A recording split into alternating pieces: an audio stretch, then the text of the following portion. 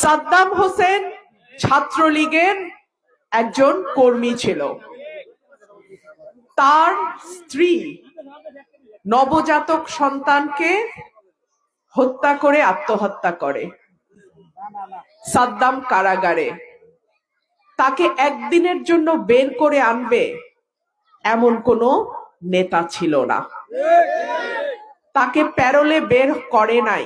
তার স্ত্রী এবং সন্তানের মৃতদেহ কারাগারে গিয়ে সে 5 মিনিটের জন্য দেখতে পেরেছে। যাদের পেছনে সাদ্দামের মতন কর্মীরা গত 15 বছর রাজনীতি করেছে, যাদেরকে সাদ্দামের মতো কর্মীরা নেতা বানিয়েছে, তারা কিন্তু সাদ্দামের পরিবারের খবর নেয় নাই।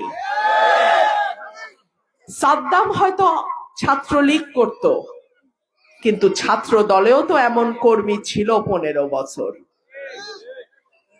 যেই নেতা কর্মীর পরিবারের খবর রাখে না, যেই নেতাকে নেতা বানাইতে গিয়ে কর্মীর দিন শেষে কারাগারে জায়গা হয়, যেই নেতাকে নেতা বানাইতে গিয়ে কর্মীর স্ত্রী সন্তানকে বিষ খেয়ে মরতে হয়, আপনারা কি সেই রকম নেতা চান?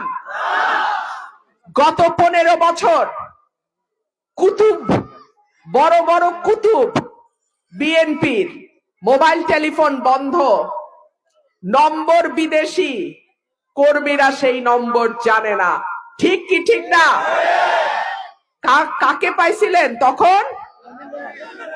আমাকে পাইছিলেন। নেতা বাছার সময়ও সাবধানে বাইছেন। ভাইরা আমার, সাদ্দামের পরিণতি যেন বাংলাদেশে কোন দলের কোন কর্মীর কপালে না ঘটে। আরেকটা ঘটনা বলি, আওয়ামী লীগেরটা বললাম, বিএনপিরটা বলি। বিএনপির এক স্বতন্ত্র প্রার্থী মোহাম্মদ আলী নাম, চিনি কারণ তিনি সুপ্রিম কোর্টের অ্যাডভোকেট। স্বতন্ত্র দাঁড়াইলো, নেতা কর্মীরা যান জীবন দিয়ে খাটলো, কাউকে কিছু না বলা, কালকে আসন ছাইরা ঢাকায় চলে গেছে। এইরকম নেতা চান? আমার কর্মীর একটা পশম ধরার আগে আমার রক্তের উপর দিয়ে যাইতে হবে। আমার বাবা নাই, ভাই বোন নাই, আমার আপনারা ছাড়া কেউ নাই।